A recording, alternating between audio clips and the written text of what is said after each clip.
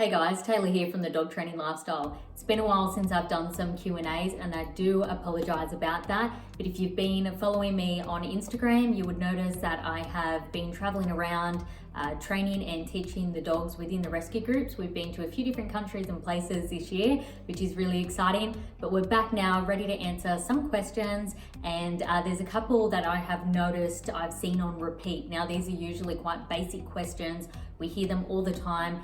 They are usually the most important questions though. We want to make sure that we have these basic commands under control first before we move on to any advanced steps. So the first question that I am going to answer today is, how do I get my dog to come when called? This is something we hear on a daily basis. Now, my advice to you is don't focus on this command first. It is the most important command, yes.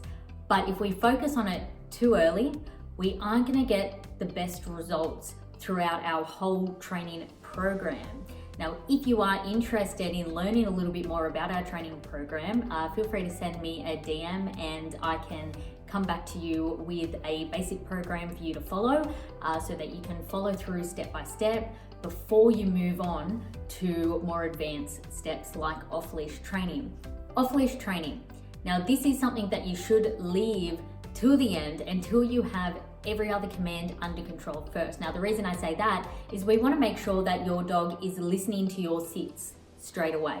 They can stay when you ask them to. They may do this at home, which we see a lot, but when you step out around the distractions, this is when it gets difficult. Okay, we see owners constantly repeating the sit command, asking their dog to sit 3 or 4 times before they actually do so, asking their dog to stay, but as soon as they move out of sight, the dog breaks from that stay command. So if you don't have these simple and basic commands under control around distractions by using your vocals and your hand signals, then you shouldn't move on to off-leash training.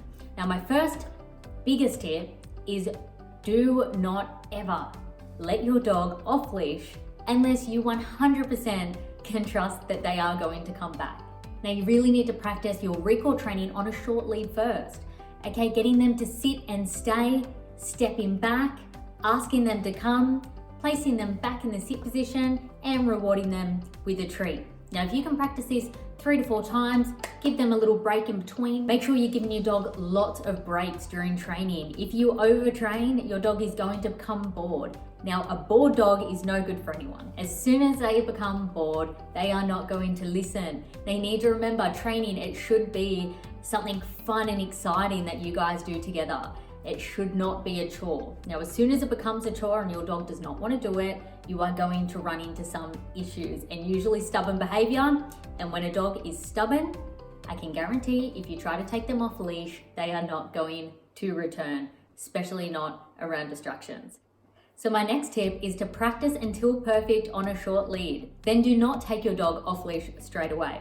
We need to make sure we're giving our dog a little bit of leeway by little bit. If we just take them straight off lead and let them run, there's a good chance we're going to run into an issue. They're not going to come back. Okay, we've jumped from a baby step to a very, very large step. So we want to bring that in nice and close and just extend it out meter by meter. So I might start with my 1.5 meter lead, then I might go to 2 meters, 5 meters, then 7, 10. Now, the best way to do this is invest in a long leash.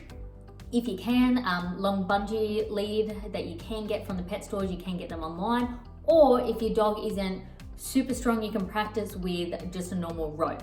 Now, the reason I say if they're not super strong, because you will get rope burn if they try to run on a 10-meter lead and you have to pick that lead up and grab it, you're going to injure yourself. So it's sometimes best to invest in a leash that has a little bit of padding that's going to be easier in your hands. Once you have your long lead or rope, I use 10-meter training leads, then we can start extending that distance training out. And then once you are feeling a bit more confident with the recall training, you can drop the lead and just have the lead hanging around your feet. It makes it a lot easier to run up and step on the lead rather than having to grab and catch your dog from the collar or the harness. You're going to find some issues trying to catch a dog, especially if they are a fast breed. So making sure we always are thinking about safety. If you have enough safety when you're training your dog, you're going to become a lot more confident in training. Now, a confident trainer is a trainer who is going to get somewhere. If we're feeling a little bit anxious and nervous when we're out around distractions, our dog's just going to feel that. Everything we feel will run straight down that lead. So the best tip is to get confident yourself, practice in the backyard, hit the driveway, go to the park, beach, short lead, 5-meter lead. Then we extend it out to our 10-meter leads until eventually we can drop the lead and just step on it when needed.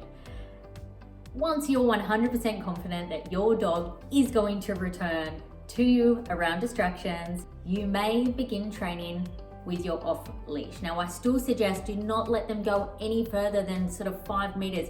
Constantly recall them back, take your treats, and make sure it's a positive experience. Now, if you would like to learn this command, the hand signals, learn what methods that we use around distractions, you can download our app, the Dog Training Lifestyle app. You will find lots of tips on there for dog training, health and nutrition, and also some grooming tips in there as well. If you head to my bio, click on the link, that will direct you to our dog training app where you can download for some more information.